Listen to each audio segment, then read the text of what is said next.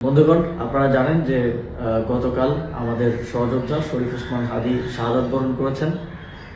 পুরো বাংলাদেশের মানুষ আজ শোকাহত এবং তারা শরীফ ওসমান হাদীকে যারা হত্যা করেছে তাদের বিচার চায়। আমরাও এই বিচার চাই এবং আমরা ইতিমধ্যেই দাবি করেছি যত দ্রুত সম্ভব শরীফ ওসমান হাদীকে যারা গুলি করে হত্যা করেছে তাদেরকে বাংলাদেশের কাছে হস্তান্তর করতে হবে এবং তাদের বিচার নিশ্চিত করতে হবে এবং এই ধরনের ঘটনা যেন আর কখনোই না ঘটে সেটা সরকারকে অবশ্যই নিশ্চিত করতে হবে। একই সাথে আমরা দেখেছি আজ সারা দেশে মানুষ ওসমান হাদীর জন্য নেমে এসেছে।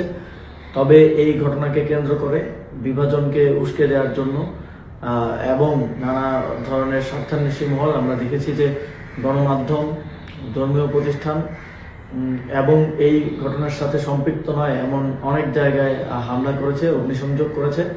আমরা স্পষ্টভাবেই এর বিরুদ্ধে আমাদের অবস্থান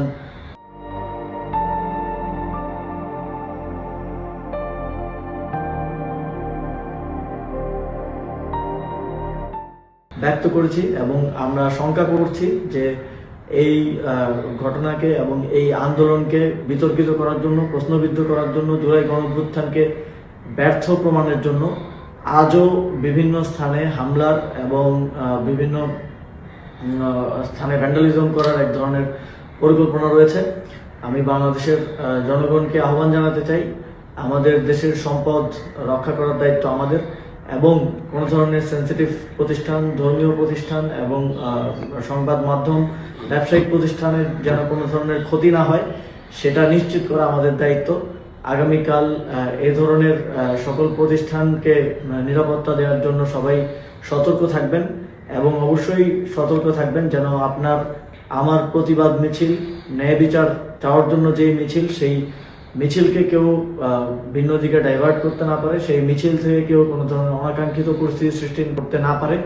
আমরা ওসমান হাদীকে একজন বীর হিসেবে স্মরণে রাখতে চাই। তিনি যেই সাংস্কৃতিক, সামাজিক এবং রাজনৈতিক লড়াই শুরু করেছিলেন ইনকিলাব কালচারাল সেন্টার, ইনকিলাব মঞ্চের মাধ্যমে, তিনি যে প্রতিষ্ঠান গড়ার কথা বারবার বলতেন, তিনি যে যোগ্য মানুষ গড়ে তোলার কথা বারবার বলতেন, সেই উদ্দেশ্য এবং সেই লক্ষ্যকে সামনে রেখে আমরা এগিয়ে যেতে চাই। আমরা তাকে সামনে রেখে যেন কেউ বাংলাদেশে সন্ত্রাস এবং ভাঙচুরের রাজনীতি করতে না পারে, তাকে সামনে রেখে যেন কেউ নিজেদের ব্যক্তি অথবা গোষ্ঠীর স্বার্থ হাসিল করতে না পারে, সে বিষয়ে সবাইকে সতর্ক থাকার আহ্বান জানাচ্ছি।